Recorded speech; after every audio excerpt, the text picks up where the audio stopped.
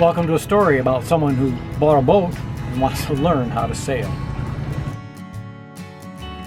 Learning to sail is something I always wanted to do, and in the fall of 2018, I moved back to Michigan, and even though I grew up here, I never spent much time on Lake Michigan.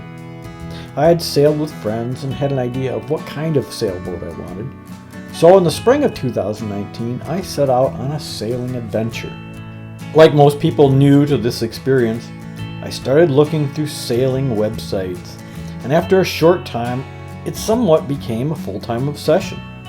I'd look on my phone when I had a chance, and of course I watched dozens of videos on YouTube about how to buy and inspect a boat.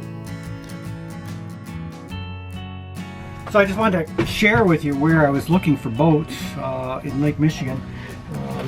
Here's our Richardson's chart, of course. Every mariner needs one on Lake Michigan, and I'm going to take a look here. So this is Michigan here, western coast of Michigan, Lake Michigan, of course. Chicago's down here, Wisconsin's over here, and I wanted to keep my search area to a reasonable sailing distance from St. Joseph, Michigan, where I intended to keep the boat. However, when you start looking at boats in the light of day, things aren't always what they appear on paper.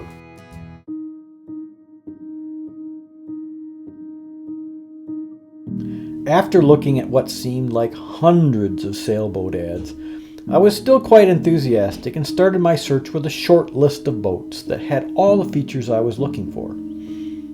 Starting in the beginning of March, it was pretty cold and windy, and coming out to marinas this early in the season, people really weren't ready or prepared to start showing boats. I remember speaking with a boat broker in the upper part of the Lower Peninsula, and he told me there was still 10 inches of snow on the ground. So after sitting on the sidelines for a few weeks, I ventured out on a cool, windy Saturday to inspect a couple boats, and you really sense the loneliness of a shipyard at this time of the year.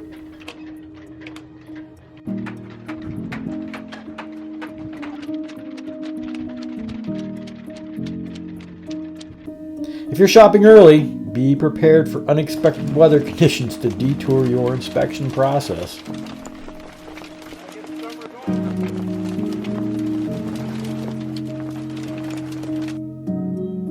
Naively, I thought finding a boat wouldn't be too hard. But once boats are inspected in person, you wonder if some would ever float again. Being a novice boat shopper, I considered hiring a professional marine surveyor, and for some situations, this might be a wise investment. For me, I was fortunate to rely on the advice of a very experienced sailor and high school classmate. Mike was instrumental in educating me on sailing and what would lead to costly repairs, and what could be fixed. Together, we spent several weekends crawling through boats, and afterwards we would often stop for a few beers to discuss what we looked at. Yeah, today is the 21st of June, Friday, June 21st, 2019, and it's the first day of summer.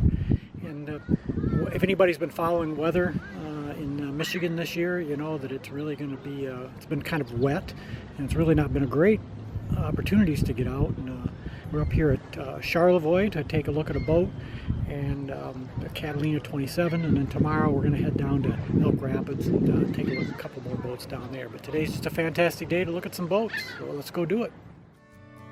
With each passing weekend, I became more sophisticated in the inspection process, checking for damaged hulls, leaks, condition of sails, and you discover all sorts of problems that will eventually need attention.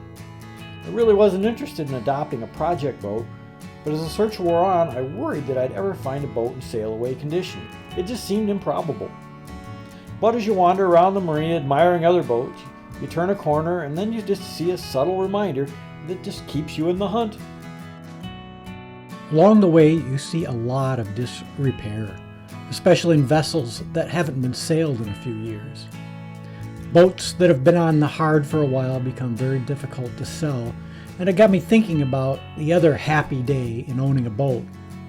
When you see a graveyard boat, or you work with brokers who know that you're looking at a boat that's close to the dumpster, you become less conscious about making a lowball offer. The last boat on my short list was a 27-foot Hunter harbored in Elk Rapids. After a warming breakfast at the local coffee shop, I took a short walk over to the marina and took a look. As I neared Slip 80, it was clear this vessel was one that had been cared for by someone who enjoyed sailing. The advertisement promised to have many of the things I was looking for: a bimini, a walkout transom, a well-running engine, and most importantly, it was a boat in service and ready to sail. After meeting Mike, the owner, for an inspection, we set the rigging and took out for a short sea trial.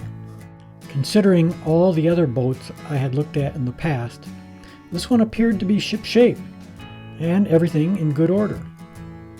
The steel felt right, and with Mike accepting my offer, so begins my sailing adventure.